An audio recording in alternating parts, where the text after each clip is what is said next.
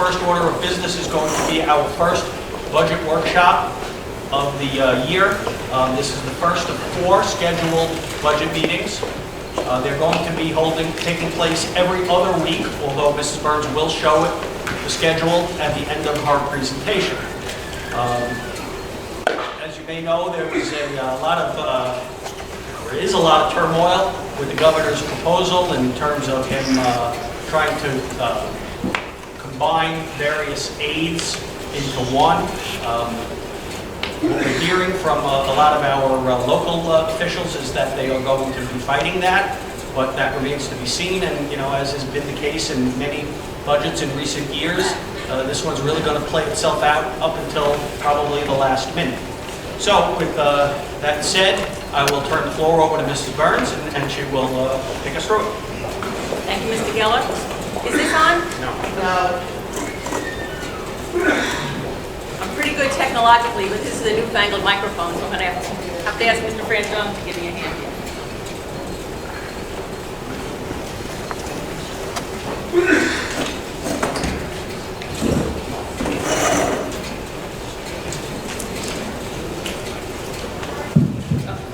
Thank you.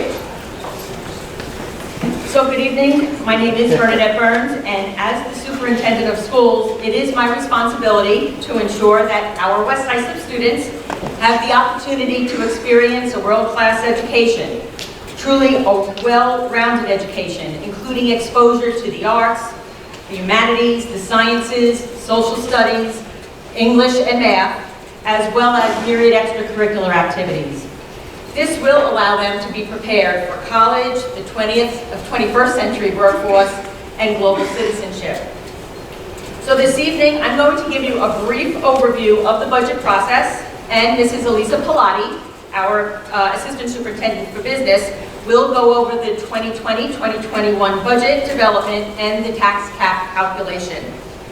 The budget is a work in progress, as Mr. Geller mentioned. This is the first of 4 workshops, and all of those workshops are open to the public. In subsequent meetings, we will be speaking in more detail about specific areas of development within the budget, including curriculum and instruction, technology, the arts, athletics, special education, facilities, and security. We all know that the world has changed greatly since each of us have entered the workforce and our chosen professions. And the skills necessary to navigate today's world are very different than those which we needed when we left high school. So the question becomes, how do we prepare our students for life beyond high school? And as we develop the budget over the next few weeks, we must center our work around our mission statement, which is up here, and our students' need for not only the present, but the future as well. So the release of the governor's executive budget represents the beginning also of state budget negotiations between the governor and the legislature. There is an April 1st deadline for the state budget, which provides school districts with critical information about state aid as we plan our budget for the upcoming school year. Overall, proposed state aid is increasing by 3%, with over 80% of this year's increase directed to high-need school districts throughout the state, which West Islip is not. Foundation aid is projected to increase by $504 million. As in previous years, the proposed increase is based on a one-time distribution formula and not on a renewed phase-in of the statutory formula. The governor's proposal only provides a 0.28% increase in foundation aid to West Islip.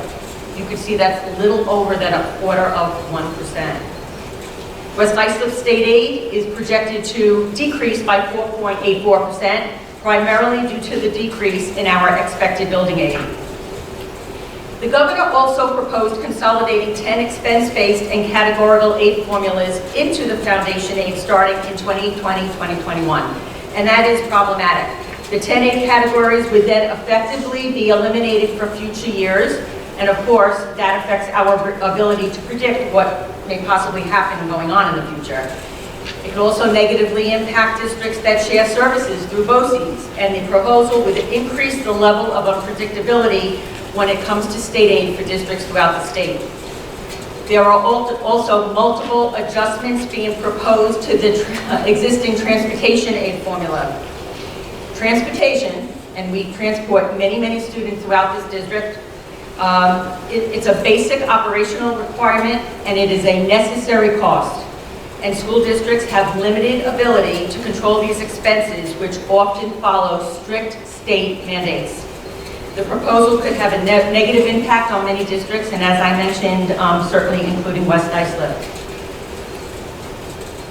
The governor is also proposing a new tier of building aid for projects with approval dates on or after July 1st, 2020. This has the possibility of changing or lowering a district's building aid ratio, eliminating the hold harmless provisions for higher aid ratio, and limiting the scope of work for aidable projects. Again, something that's quite problematic and for which we've been in discussions with our local legislators to explain to them the impact to our district. We are still in the process of enrolling our incoming kindergarten students, and we are just beginning the course enrollment process at the high school. So I will not talk about course sections or class sizes this evening, but they will be a topic for a future work session. However, you can see here from the slide that we continue to face declining enrollment, and this year we anticipate that approximately 375 to 380 students will graduate from the high school, and the incoming kindergarten class will be at approximately 260 students. Our overall enrollment will decline by approximately 3%, which is consistent with the last few years and the experiences we've been decreasing over the last few years as well. So that was just a brief overview of the executive budget proposal, and now I'd like to introduce Mrs. Pilati, who will take you through the first draft of the 2020-2021 budget. Good evening. So of course, our main goal for any budget is to have a balanced budget that's fiscally responsible and operationally efficient. We also want to try to maintain and enhance our students' programs and services while staying within the tax cap. And lastly, our budget goal is to maintain financial transparency. We do this by providing various documents on our district's website. All of our internal and external auditors' reports are available on our website. And as we go through this budget process, we will also share with you our presentations as well as various important budget documents. The budget process actually starts in the early fall. One of the first things we do is analyze budget trends. We estimate renewal rates based on industry averages and historical data. Our budget also includes estimates. As an example, health insurance is something that goes by a calendar year. So every January 1st, the health insurance rates change. However, our budget and our school year is on a fiscal year. We are July 1 through June 30th. So the last 6 months of our budget year for next year, 2020-21, is unknown. So we have to use historical data and industry projections to estimate what those percentages will be. The district also considers changes in our contractual obligations with all of our bargaining units and different vendors, and we evaluate all of the existing programs. Central Office also reviews the K-12 district staffing needs. Each of our administrators submit to us at Central Office their budgets, and we hold several meetings to go over the budgets line by line. We then analyze each budget and go through different versions, and Central Office then shares with the board the first draft of the budget. Beginning in February, we hold various workshops, tonight being the first of 4, to go over various components of the budget. And ultimately, the board will adopt the budget and hold a budget hearing. And in May, the community will vote on the annual budget. When the tax cap was first enacted in 2012, it basically took the budget formula and the way school districts determined their budgets and flipped it upside down. So essentially, the first thing a school district must do when calculating their budget formula is to determine their restricted tax levy. We have to follow a multi-step formula that is provided to us by the Office of the State Comptroller. We then must consider any projected state aid. And as Mrs. Burns mentioned, we did receive our first initial projection of state aid, but it is not finalized until April 1st. We also consider any local revenues that the district will earn throughout the year, as well as any appropriated fund balance and appropriations from reserves, And what you are left with is your expenditure budget, your budget for the following fiscal year. The tax levy, as I mentioned, was enacted in 2012-13, so that was the first school year that we had to follow those laws. It allows a district to increase its levy year over year by 2% or the rate of inflation, whichever is less. Since last year, the tax cap actually became permanent. The calculation, as I mentioned, is based on a multi-step formula, and there are adjustments and exclusions that can increase the percentage, or inflation, low inflation, can actually decrease it. So 2% does not necessarily mean that you will have a 2% levy increase. And I think that's clearly shown here in this chart. This summary shows the allowable levy growth factor in the center column. So that's the rate of inflation, or 2%, whichever is less. So this year, when 2019 was finished, the calendar year, the rate of inflation was 1.81%. So since that's less than 2%, next year's 2020-21 allowable levy growth factor for all school districts in New York State is 1.81%. On the right-hand side, that right column, shows our district's allowable levy calculation. So clearly, 2% is not always equal to 2% because there's adjustments and exclusions. A very common exclusion is debt service payments. The majority of districts on Long Island have debt service. That's one exclusion that can change the allowable levy for your district. So next year, 2020-21, we are projecting a 2.01% increase in our tax levy. This is actually due to New York State by March 1st. March 2nd this year, because I think that's a Sunday. So we have to submit to New York State our formula on how we arrive at our 2.01% increase in our tax levy. And I will take you through our calculation to explain the formula. What you start with is your prior year tax levy. So again, we're talking about the 2020-21, so prior year is this current year. So it's our 2019 levy. We start with that $85.5 million. We then multiply that by our tax-based growth factor. That factor will never be less than 1. And essentially what that factor represents is all the true year-over-year increase in real property over the year from construction, improvements, any physical change. You then have to add in any pilot payments. Pilots are payments in lieu of taxes. Essentially, we have one in this district, which is a veterinary location on Sunrise Highway. Commercial property owners can enter into an agreement for a negotiated period of time to pay negotiated payment amount in lieu of taxes. So this amount gets added back, and then we back out any exemptions. And I mentioned for our districts, and most districts, the exemptions represent our debt service payments, the amount of debt service that we pay each year from the result of having bonds. It's also net with our building aid. And that's our adjusted prior year levy, which is the $82.6 million amount. You then multiply that by your allowable levy growth factor, which we saw on the previous slide was 1.81%. And then you have to do the same adjustments for the next year. You back out any expected pilot payments for the next year, and you add in any exclusion amounts. And what you are left with is your allowable levy for your district. So our district's allowable levy for 2020-21 is $87,223,610, or a 2.01% increase. So just to summarize, we are looking at a levy increase of 2.01% or $1.7 million over the prior year. So again, one of our budget goals is to, of course, have a balanced budget. We want our revenues to equal our expenses. So when we go through the budget formula, right now, we have already calculated our restricted tax levy, and we will be submitting that to the Office of the State Comptroller by March 1st. We then have to, again, consider any state aid, which we only have a projected number right now, and any other local revenues, any other appropriated fund balance. And what we're left with is our budget. So right now, our expenses are outweighing our revenues. However, our budget process is not yet complete.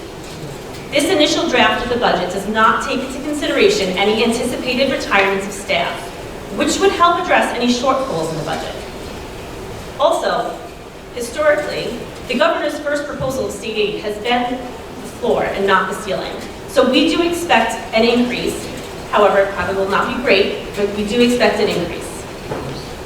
And we are fortunate in that our district is fully funded in our reserves.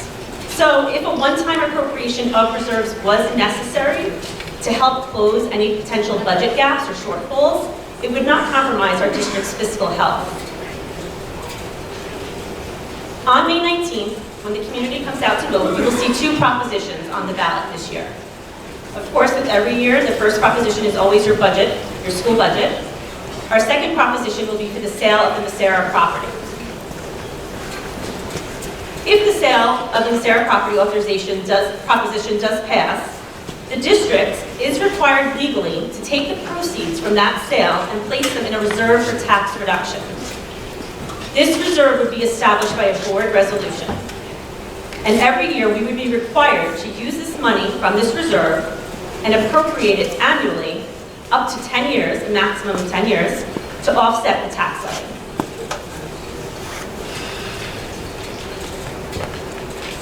So for 2020-21, we will have 2 board trustee seats open. And the nominating petitions for those seats will be available at district office on March 9th. We will have our next 3 budget work sessions on March 10th, 24th, and April 14th. At the next budget work session, we will be discussing curriculum. On March 24th, we will be discussing buildings and grounds and security.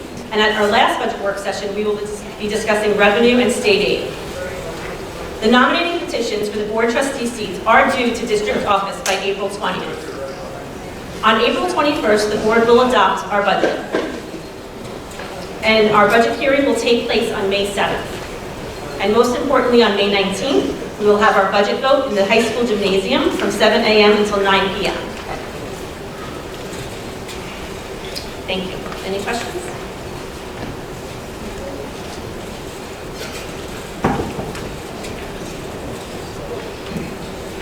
Anybody have questions on the budget?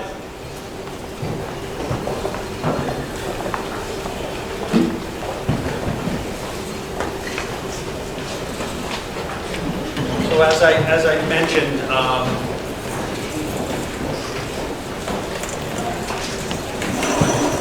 as Pilati mentioned as well, the governor's proposal at this point is, of course, just his proposal. The way the process works is that the governor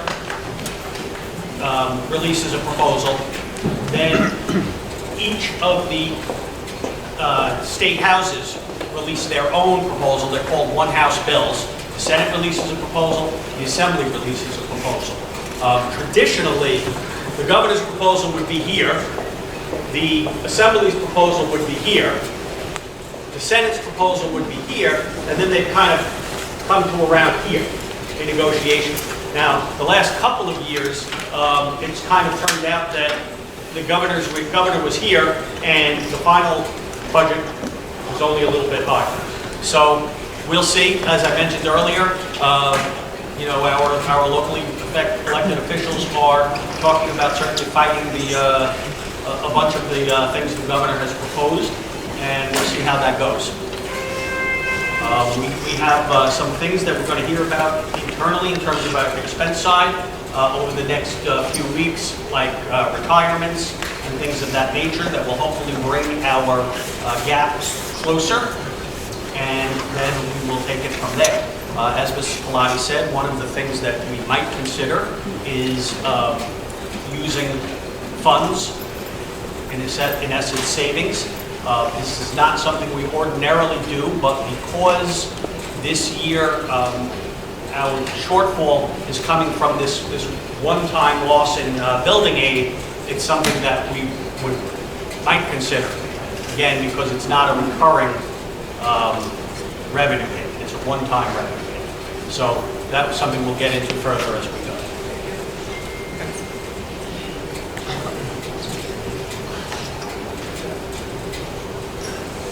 So our next, the budget meeting, the meeting on the Sara